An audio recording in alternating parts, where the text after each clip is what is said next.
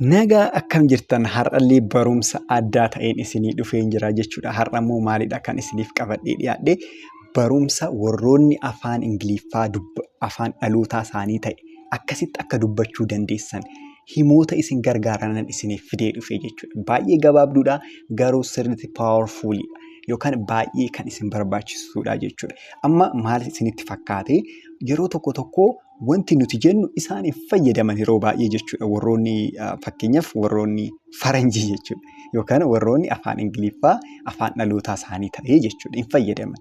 Garuu har'a maalidha kanan isiniif qabadhee dhufee nullee akka isaaniitti akka haasofnu kan nu gargaaruu danda'anii jechuudha. Kan nu gargaaruu danda'an. Kanaaf warroonni haaraa taatan subscribe godhaa mallattoo bilbila san tuquudhaan all kan jedhu irra godhuun irraanfatina subscribe godha. Chaanaaliin subscribe kan godhamu yeroo tokko qofa warroonni haaraa taatan YouTube'dhaaf jechuudha. Akkasumas ammoo viidiyoo like godhaa yaada keessan comment irratti barreessaa. Telegram illee join gootaniitoo group irratti marii garagaraa yoo jiraate akkasumatti gaaffiiwwan garagaraa gaafachuu dandeessan na dubbistanii jechuudha. Warroon onlaayiniidhaan direct barachuu barbaadan lakkoofsa bilbilaa kiyyaanis na dubbistanii direct isin shaakalsiisnaa kana akkana godhi kana akkas godhi jechaa jechuudha.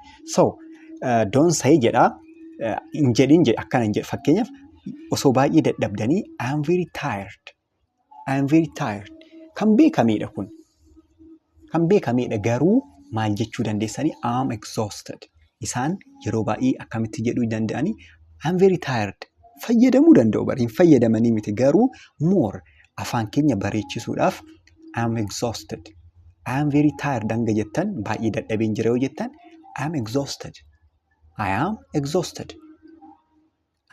exhausted jechuu dandeessanii jechuudha.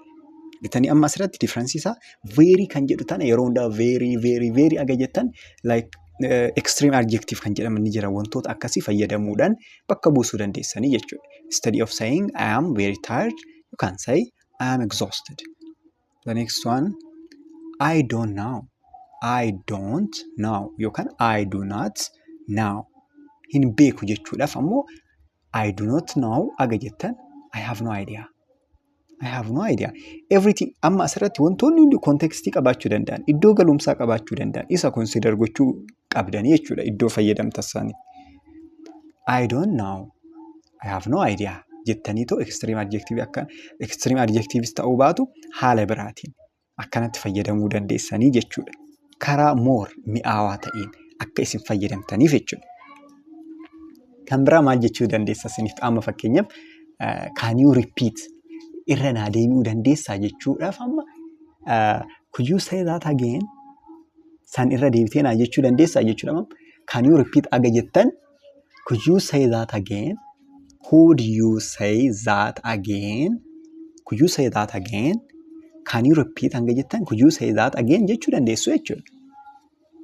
Akkanatti bakka wanti gochaa deemtan mi'eessaa deemtanii jechuudha.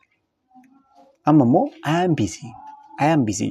Beekamaadha miti busy kan jedhu yeroo baay'ee beekamaadha. Garuu instead of saying I am busy, you can say I am tied up right now.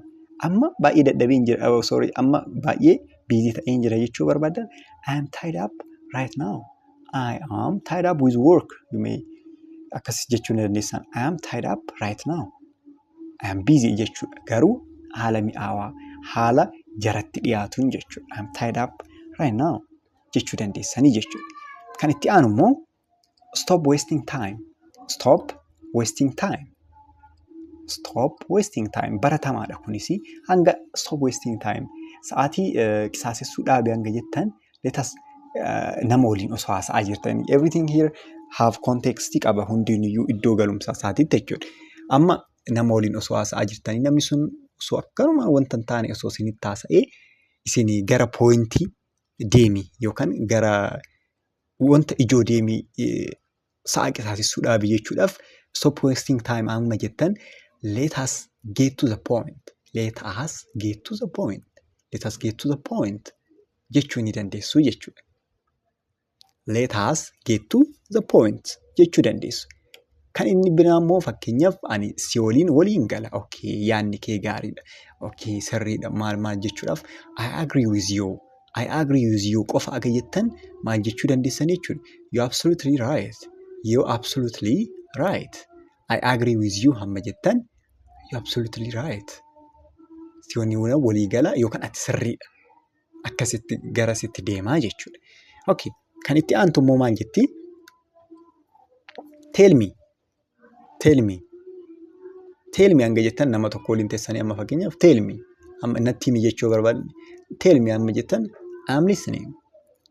I'm listening jechuu dandeessu jechuudha.